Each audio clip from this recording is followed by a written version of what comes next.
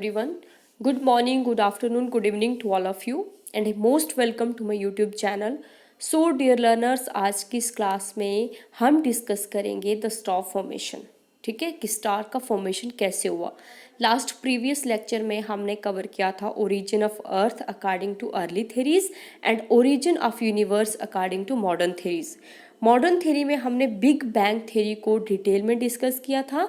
उसके अकॉर्डिंग हमने पढ़ा था कि हमारा यूनिवर्स कैसे बना है. ठीक, अब उस यूनिवर्स में स्टार्स का फॉर्मेशन कैसे हुआ, प्लैनेट्स का कैसे हुआ, मून कैसे बना, सोलर सिस्टम कैसे बना, ये चीज़ें हम वन बाय वन डिस्कस करेंगे. तो आज के लेक्चर में स्टार फॉर्मेशन पढ़ेंगे. ठीक है कि स्टार्स का फॉर्मेशन कैसे हुआ. तो लेट्स गेट स्टार्टेड.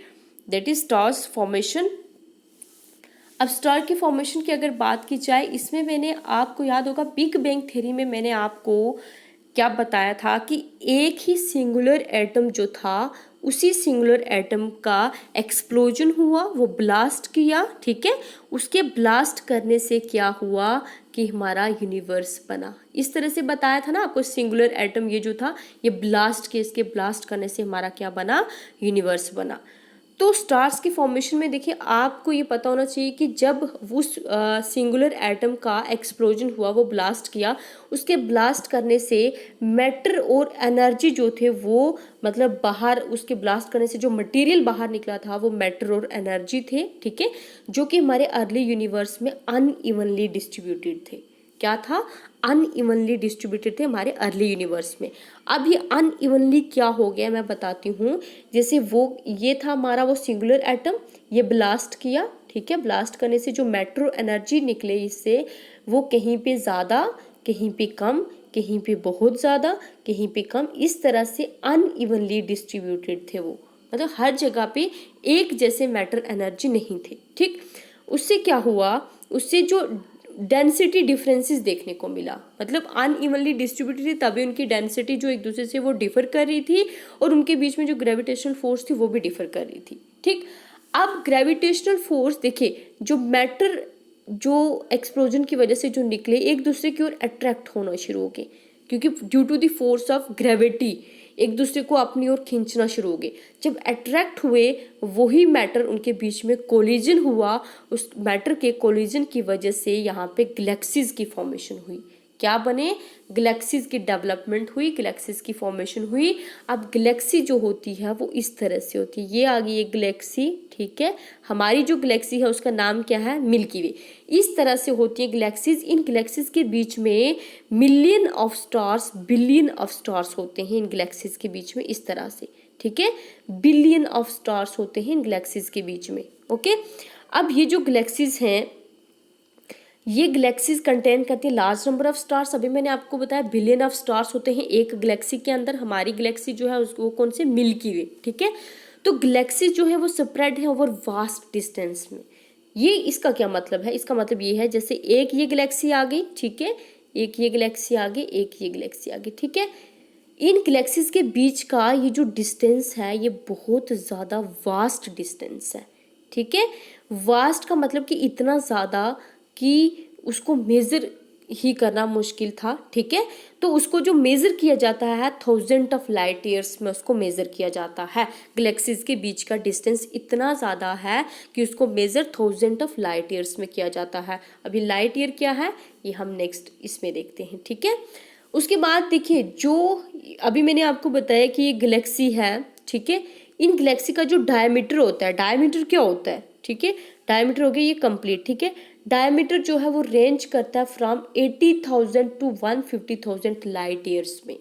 मतलब 80,000 टू 150,000 लाइट ईयर्स में वेरी करता है एक गैलेक्सी का डायमीटर.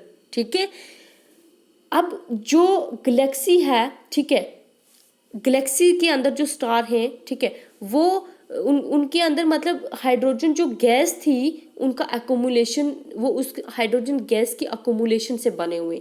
मतलब कहने का जैसे सन है, सन क्या है, सन एक स्टार है ना.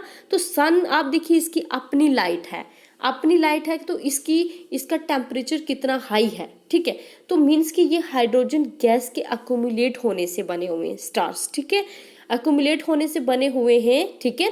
एक मतलब इनके सराउंडिंग में मतलब एक उन गैसेस का इस तरह से स्ट्रक्चर बन जाता है जस्ट लाइक अ क्लाउड, जिसको नेब्यूला कहा गया है, ठीक है।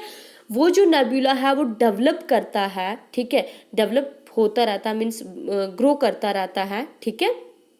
जो ग्रोइंग नेब्यूला है वो क्या करता है, वो क्लम्स ऑफ गैसेस को बना देता है, क्लम्स ऑफ गैसेस को, मतलब ये जो नेब्यूला है इसके सराउंडिंग में क्लम्स ऑफ गैसेस हैं, ठीक है, क्लम्स ऑफ गैसेस को डेवलप कर देता है। यही जो क्लम्स ऑफ गैसेस हैं जो कंटिन्यू ग्रो कर रहे हैं, जो कंटिन्यू डेवलप हो रहे हैं, ये बाद में किस में हो जाते हैं चेंज, डेंसर गैसेस बॉडीज में।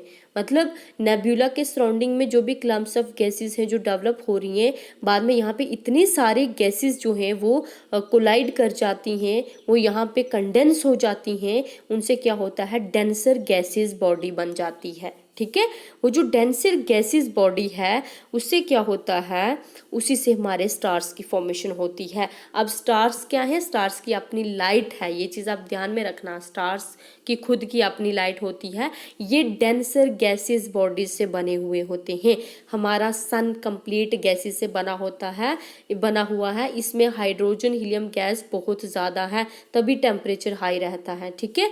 तो स्टार्स कैसे बने हुए हैं, उन्हीं क्लम्स ऑफ गैसेस से बने हुए हैं जो कंडेंस होते होते डेंस गैसेस बॉडीज बन गई थी, ठीक है। अब ये जो स्टार्स हैं इनकी जो फॉर्मेशन हुई, माना जाता है कि 5 to 6 billion years ago stars की फॉर्मेशन स्टार्ट हुई थी। मतलब स्टार्स कब से बने थे, 5 to 6 बिलियन ईयर्स अगो जो थे तब स्टार्स की फॉर्मेशन हुई थी, तब से जो है वो स्टार्स बन रहे 5 to 6 बिलियन ईयर्स अगो आज से, ठीक है।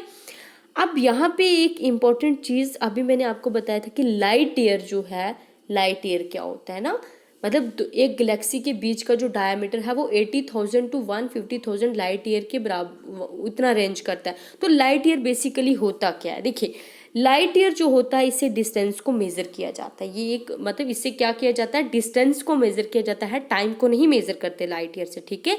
लाइट ईयर का मतलब ये होता है the distance that light travel in 1 year, मतलब वो डिस्टेंस जो एक लाइट ट्रैवल करती है इन 1 ईयर में, ठीक है। The distance that light travels in 1 year is known as light year.